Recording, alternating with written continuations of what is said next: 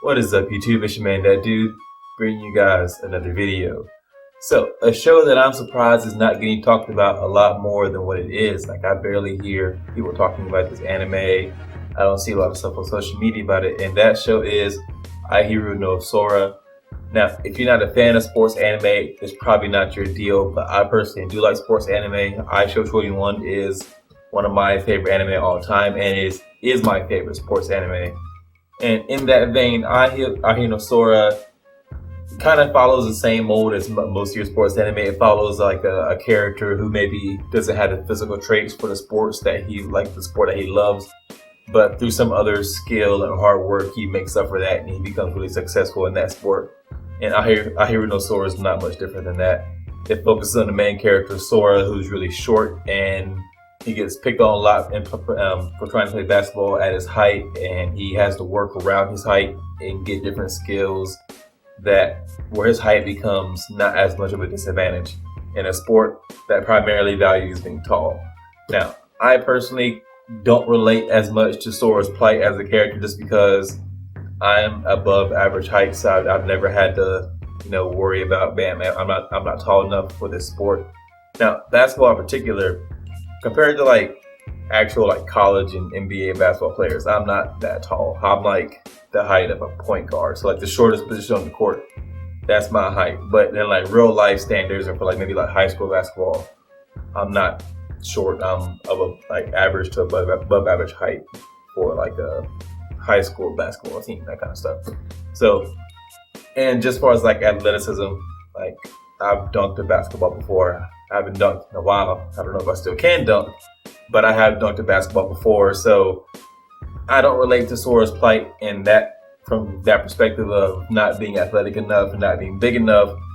But hey, everybody likes an underdog story to some extent. And so Sora's a good enough character where you can look at him and watch his story and get some enjoyment out of it. The other characters, I think, carry this show a little more than Sora, in my opinion. Has really good side characters, and just it's nice to see a team come together and see the pieces of the team, how they work together and that kind of stuff.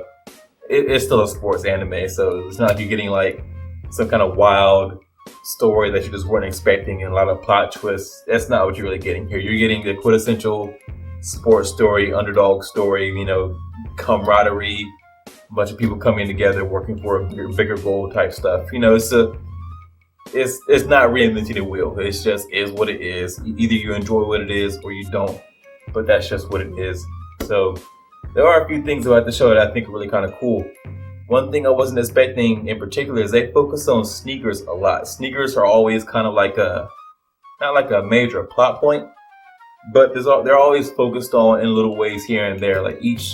Almost each character that plays on the team has a different kind of style sneaker, and a lot of times when they're going to that character on the court, they start off at his shoes, and you learn after a certain point to identify certain characters by the way their shoes are and what kind of style shoes they have. And shoes are an underlying theme throughout the show, which makes sense because shoes and basketball are kind of a big deal. What kind of shoes you wear, the shoes you wear might influence the position you play, or the position you play might influence the shoes you wear and that kind of stuff. So I think that's a really cool thing that they do in the show. Another thing so I get why they do this in the show. And in the show, they explain really simple things about basketball kind of in depth, because they're explaining basketball to an audience that primarily doesn't play basketball. So your Japanese audience, whereas here in the West, if you're at all familiar with sports, you probably know at least a few things about basketball, so you might know more than the general Japanese person or the general Japanese public. So especially for someone like me, where I'm a sports junkie, and so while I didn't play organized basketball growing up, I started playing when I got to college.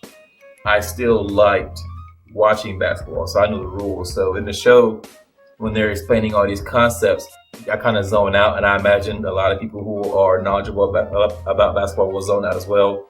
When they're talking about a pick and roll, or a box and one, or a 3-2 zone, or just the simple concepts that if you know anything about basketball, you already know about.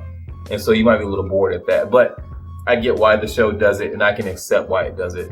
iShow21 does a very similar thing when it's talking about football, but Ahiru 21 has a lot more comedic characters in my opinion. So I always found the comedy more, and I could accept it a little more in that show than I can with Ahiru no Sora.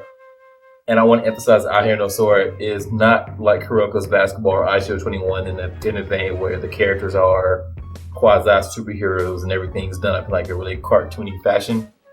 That's not what it is. It's a lot more grounded in reality in the way the players can play basketball and what they can do on the basketball court, which I kind of like. It's a nice little change up. It's more grounded in realism.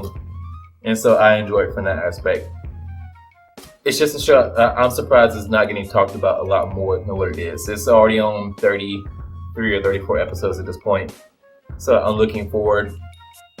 It's only 33 episodes, and I think they just introduced a new cast member who's going to be like a steady cast member, steady character, like 3 or 4 episodes ago. So you can tell they're really planning this show to be a long-running series, which is great. I'm looking forward to seeing how the characters grow and how the story progresses and what they do with the construct of what they're working with in the show, like the basketball team and the tournaments and all that kind of stuff. So it's a fun show to watch. It's not reinventing the wheel. It's just a quintessential sports anime, but it is a good sports anime.